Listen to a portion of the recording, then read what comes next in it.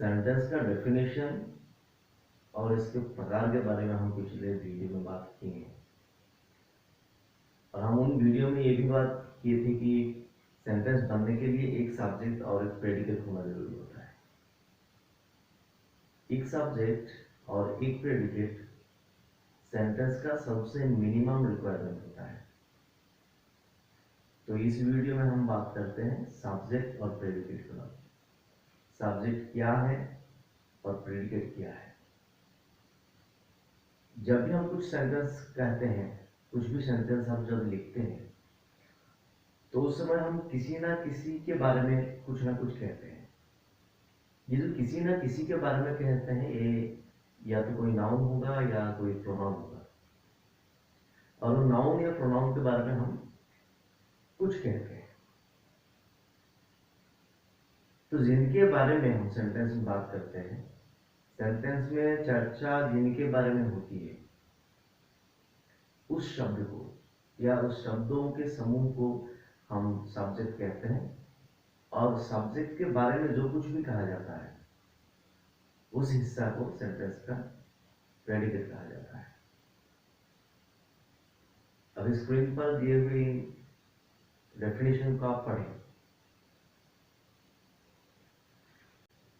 A word or a group of words about which something is told in a sentence is called subject. ध्यान से देखें, a word or a group of words, एक word भी हो सकता है और ये ग्रुप ऑफ वर्ड्स भी हो सकता है। यानी कि ये एक सिंगल वर्ड या शब्दों का समूह भी हो सकता है, ग्रुप ऑफ वर्ड्स भी हो सकता है। About which something is told in a sentence, जिसके बारे में या जिनके बारे में सेंटेंस में कुछ कहा जाता है, इज कॉल्ड सब्जेक्ट। वही सब्जेक्ट होता है। तो सेंटेंस में हम जिसके बारे में बात करते हैं उसे हम सब्जेक्ट कहते हैं। और सेंटेंस का सब्जेक्ट को छोड़ के जो बाकी हिस्सा होता है, उसमें सब्जेक्ट के बारे में कुछ ना कुछ कहा जाता है। और सब्जेक्ट के बारे में जो कुछ भी कहा जाता है, उस पार्ट को हम प्रेडिकेट कहते हैं। अब इस सेंटेंस को ध्यान से देखिए। A word or group of words which tells something about the subject is called predicate. यहां पर भी आप देख सकते हो a word or group of words। Predicate भी एक सिंगल वर्ड हो सकता है या वर्ड्स का ग्रुप हो सकता है। which tells something about the subject, जो सब्जेक्ट के बारे में कुछ कहता है, is called predicate। उसे प्रेडिकेट कहा जाता है। तो इसके बाद हम ये जान चुके हैं कि सेंटेंस में जिसके बारे में बात की जाती है वो सब्जेक्ट है, और सब्जेक्ट के बारे में जो भी बात होती है, सब्जेक्ट के बारे में जो कुछ भी बोला जाता है, उसे प्रेडिकेट कहा जाता है। अब इन सेंटेंस को ध्यान से देखें। ही ऑलवेज प्लेज फुटबॉल, ये पहला सेंटेंस। इसमें ही सब्जेक्ट है, ऑलवेज प्लेज फुटबॉल ये प्रेडिकेट है। इस सेंटेंस में ही ऑलवेज प्लेज फुटबॉल, इसमें जिनके बारे में बात हो रही है वो है एक प्रोनाउन, एक व्यक्ति के बारे में। और उन व्यक्ति के बारे में क्या बात हो रही है कि वो फुटबॉल खेलता है, हमेशा फुटबॉल खेलता है। Always plays football, always plays football. ये जो आपको ब्लैक कलर नजर आ रहा है, ये हिस्सा प्रेडिकेट है। और ही जो ऑरेंज कलर है, ये सब्जेक्ट है। सब्जेक्ट में इसमें इस सेंटेंस में सब्जेक्ट आपको सिंगल वर्ड दिख रहा है। अब दूसरा सेंटेंस में ध्यान दें। Our team has won the match. इसमें आवर टीम, इसमें दो वर्ड्स हैं और ये दोनों वर्ड्स मिलकर एक सब्जेक्ट हुआ है। Has won the match predicate है। Third sentence, this little and beautiful girl is singing. इसमें 5 शब्द हैं, 5 शब्दों का समूह है ये। This little and beautiful girl, ये 5 शब्द एक साथ एक सब्जेक्ट है। इज सिंगिंग, ये हिस्सा प्रेडिकेट है। Fourth sentence, slow and steady wins the race, इसमें स्लो एंड स्टेडी ये एक सब्जेक्ट है, विंस द रेस प्रेडिकेट है। 4 सेंटेंस आपने देखा जिसको सब्जेक्ट और प्रेडिकेट अलग अलग रंगों से अलग किया गया है। इसमें इन चारों सेंटेंस में सब्जेक्ट शुरू में है और प्रेडिकेट उसके बाद है।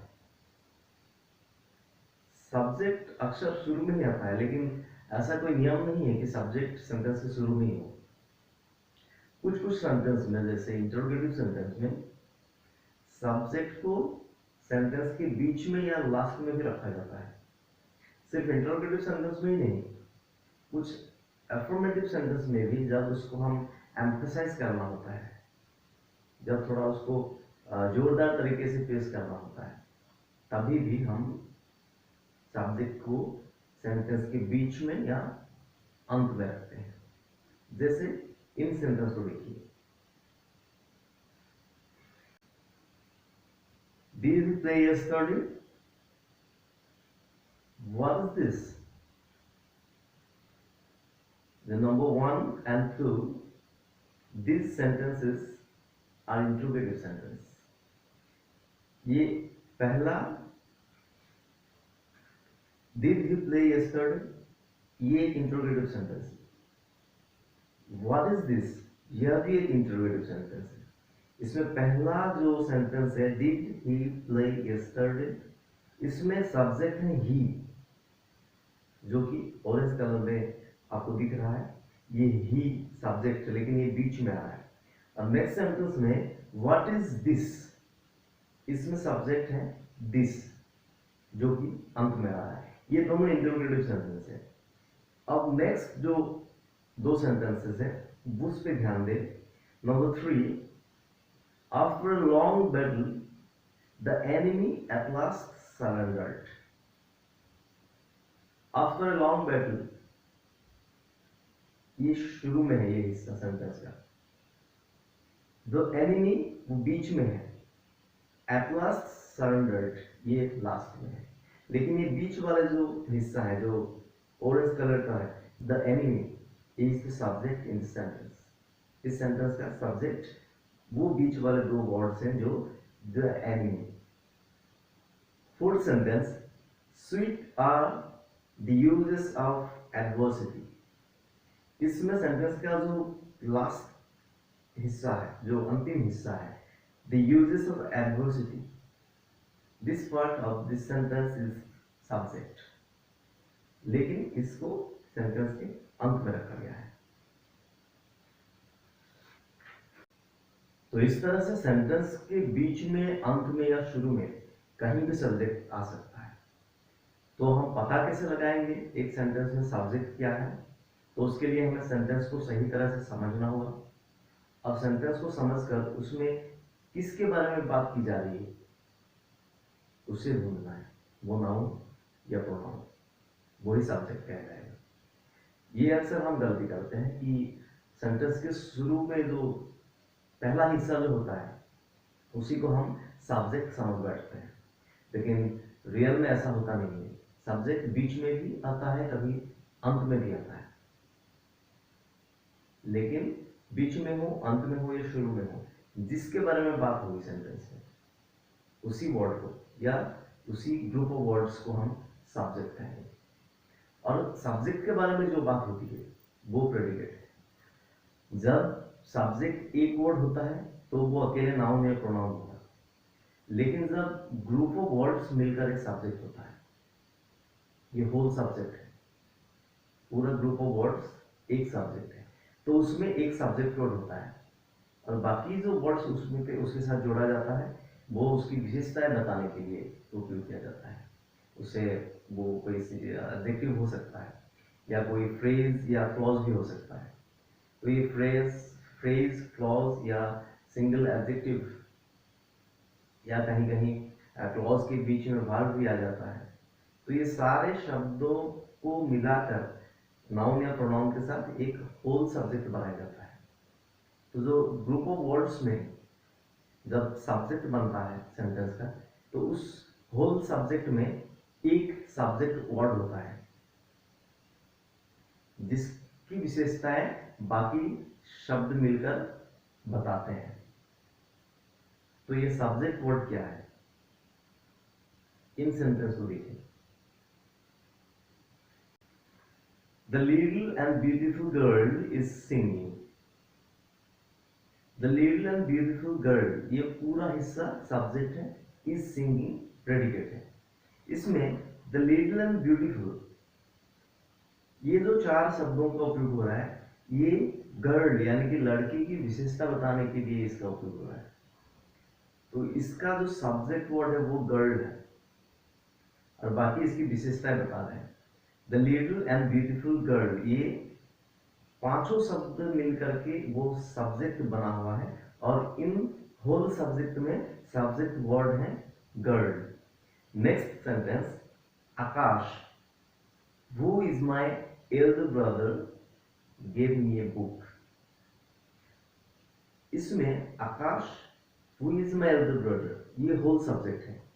ये सारे शब्द मिलकर एक सब्जेक्ट बना हुआ है और इसमें सब्जेक्ट वर्ड है आकाश। पहला जो सेंटेंस है इसमें हम उस गर्ल के बारे में बात कर रहे हैं और दूसरा सेंटेंस में आकाश के बारे में बात कर रहे हैं। वो गर्ल, वो लड़की क्या कर रही है, नाच रही है। आकाश ने क्या किया, मुझे एक किताब दी। और दोनों सेंटेंस में गर्ल के साथ द लिटिल एंड ब्यूटीफुल, आकाश के साथ who is my elder brother, ये जो शब्द जोड़ा जा रहा है ये गर्ल और आकाश की विशेषता बताने के लिए जोड़ा जा रहा है। तो इसमें सब्जेक्ट वर्ड, पहला सेंटेंस में सब्जेक्ट वर्ड है गर्ल और दूसरा सेंटेंस में सब्जेक्ट वर्ड है आकाश। जिस तरह से सब्जेक्ट एक वर्ड या ग्रुप ऑफ वर्ड्स हो सकता है, ठीक उसी प्रकार प्रेडिकेट भी एक सिंगल वर्ड या ग्रुप ऑफ वर्ड हो सकता है। इन सेंटेंस को ध्यान से देखिए। आई प्ले, इसमें आई सब्जेक्ट है और प्रेडिकेट जो है एक वर्ड है प्ले। जिसमें एक वर्ड से प्रेडिकेट होगा वो एक फिनिट वर्ब होगा। अगर वर्ब के साथ ऑब्जेक्ट भी आ जाता है तो वो ग्रुप ऑफ वर्ड्स हो जाता है। जैसे next sentence, I play cricket. I subject है, प्ले क्रिकेट ये प्रेडिकेट है और इसमें दो शब्द हैं, दो शब्दों का समूह है ये, और दो शब्द मिलकर एक प्रेडिकेट बना है।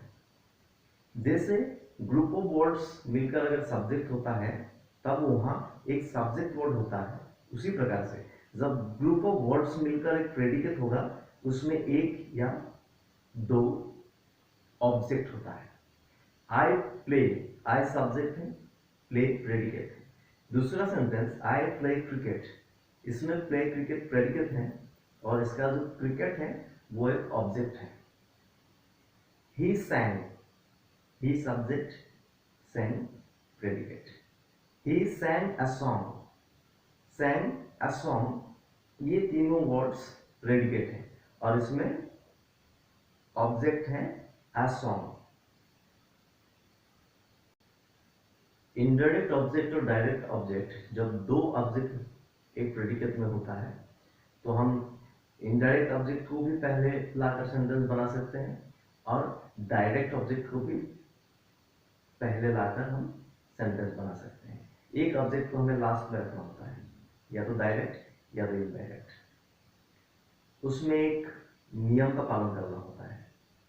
इन सेंटेंस को ध्यान से देखें और ये नियम क्या है उसे समझने का प्रयास करें। आई गेव हिम अ फ्रेंड, इसमें हिम इनडायरेक्ट ऑब्जेक्ट है क्योंकि ये किसी व्यक्ति के बारे में बता रहा है, और पेन जो है ये डायरेक्ट ऑब्जेक्ट है क्योंकि ये किसी ऑब्जेक्ट के बारे में यानी कि किसी वस्तु के बारे में बता रहा है। आई गेव हिम पेन, उसी सेंटेंस को I gave pen to him, पहला सेंटेंस में इनडायरेक्ट ऑब्जेक्ट को पहले लिखा जा रहा है, डायरेक्ट ऑब्जेक्ट को उसके बाद, और दूसरा सेंटेंस में डायरेक्ट ऑब्जेक्ट को पहले और उसके बाद इनडायरेक्ट ऑब्जेक्ट को लिखा जाता है। तो ये दोनों सेंटेंस को देखकर आपको ये डिफरेंस आया होगा, जो नेक्स्ट सेंटेंस है उसमें हम एक प्रीपोजिशन का इस्तेमाल कर रहे हैं जो कि टू है। इस तरह से अगर हम इनडायरेक्ट ऑब्जेक्ट को पहले लिखेंगे तो इनडायरेक्ट ऑब्जेक्ट और डायरेक्ट ऑब्जेक्ट के बीच में टू प्रीपोजिशन का उपयोग करना होता है। अगर हम इनडायरेक्ट ऑब्जेक्ट को पहले लिखते हैं तो वो प्रीपोजिशन का उपयोग करना नहीं होता है। कुछ इंपेरेटिव सेंटेंस में एक फिनिट वर्ब से एक सेंटेंस बन जाता है, उसके साथ ऑब्जेक्ट हो भी सकता है और बिना ऑब्जेक्ट के भी एक फिनिट वर्ब से एक सेंटेंस बनता है। उसमें सब्जेक्ट का उपयोग नहीं किया जाता है, नहीं बोला जाता है या नहीं लिखा जाता है, लेकिन उसमें एक सब्जेक्ट जरूर होता है, क्योंकि इंपेरेटिव सेंटेंस जो है, पिछले वीडियो में हम इसके ऊपर बात किए थे। इंपेरेटिव सेंटेंस हम किसी से आदेश, निर्देश, आग्रह, उपदेश देने के लिए उपयोग करते हैं, तो ये हमेशा सेकंड पर्सन के सामने हम बातें रखते हैं। जब हम किसी व्यक्ति के सामने खड़ा होकर उनसे बात करते हैं तो हम यू शब्द का उपयोग नहीं करते हैं। डू दिस, ये करो, आप ये करो, ऐसा हम अक्सर नहीं कहते हैं। इंग्लिश में भी इंपेरेटिव सेंटेंस में सब्जेक्ट का उपयोग खूब कम होता है। पहला सेंटेंस गो, इसमें सिर्फ एक वर्ब है, फिनिट वर्ब है, वो प्रेडिकेट है और इसमें सब्जेक्ट छिपा हुआ है जो कि you. Go, that means you go. दूसरा सेंटेंस देखिए, डू दिस, इसमें डू दिस प्रेडिकेट है और जिसमें एक ऑब्जेक्ट वर्ड है और एक फिनिट वर्ब है, तो इसमें भी सब्जेक्ट छिपा हुआ है जो कि यू डू दिस। इस तरह से एक वर्ड से या ग्रुप ऑफ वर्ड्स मिलकर सब्जेक्ट बनता है। सब्जेक्ट सेंटेंस के शुरू में, मध्य में, अंत में कहीं भी आ सकता है। जिसके बारे में सेंटेंस बात करेंगे वो सब्जेक्ट है।